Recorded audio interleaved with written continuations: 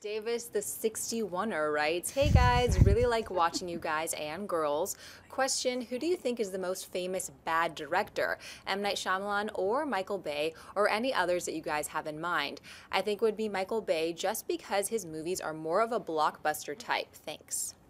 I really like this question. I love it. I like this question a lot. Basically, I think that they could both, yeah, it's great.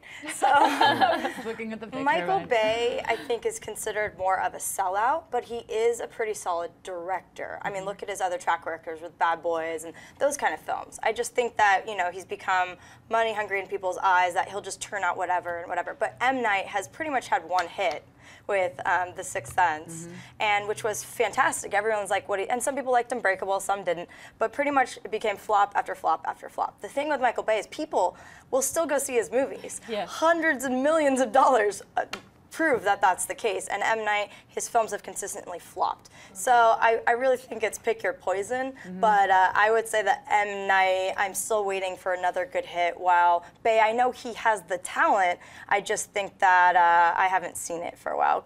Christian, I know you have some opinions on this one. I do. I loved the question when I saw it this morning, and the question of who's the more famous bad director. Yeah. If you're asking, again, this seems to be the theme of the show, but if you're asking film fans in general, I think it's a push. Meaning that, you know, they both, well, Bay's pretty bad, there's this stuff, Shyamalan here. If you're asking the overall opinion of moviegoers, average, the person just sitting in the middle of middle America or wherever, I think it's Shyamalan. Who is more, like I asked my sister-in-law this morning, who's not a huge movie fan, I said, which one of these directors do you know? And she said, oh, I remember the Shyamalan name. She did that scary movie thing, right? Because people remember Michael Bay movies very well. It's the people in our business love to, you know, myself included, crack on Bay, and he just likes to shoot women's butts and explosions, Well, you know? I mean, you know, but that's the thing. So it sells. It sells. But as far, you forget that when Shyamalan came out, they were touting him as the next Spielberg. I know. You remember that. When you're on Time Magazine, is this the next you remember? Spielberg, you definitely remember. And I actually think he had 3 big movies that were good. I thought that, I thought that The Sixth Sense, obviously one of the major twists of all time. People remember you for that. And then you have both Unbreakable and Signs. Those 3 movies. Signs was so bad in the end, though. I just can't get over it. I actually really loved it, but the fact that they're all those 3 movies were movies that made. He was a superstar director, He was. and then he fell out of grace. And so again, and again, and again. Yeah, so people remember him more.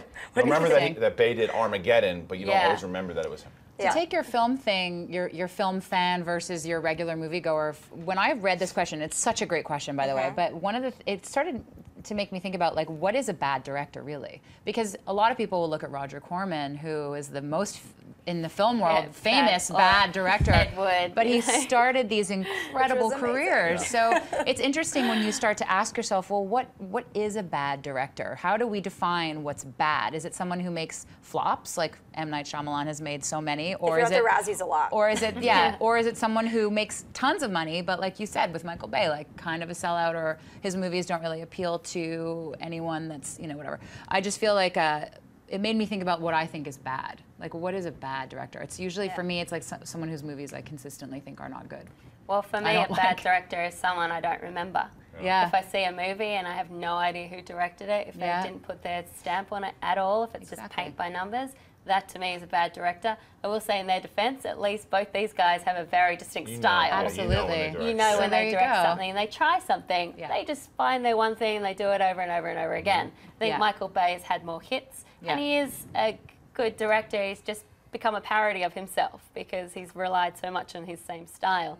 M. Night Shyamalan needs to get away from that twist thing he was doing, and he hasn't had a hit in a long time. So out of those 2, I'd choose Shyamalan as being the worst director, but I will say that at least you know that they've done their films. I hate when you just watch a movie and you have no idea who directed it. Of a million other things. Yeah, I agree. It's a great question. Yeah, it is. We liked it. Hey everyone, if you liked this video, click that thumbs up button and make sure to subscribe to our AMC Movie News YouTube channel.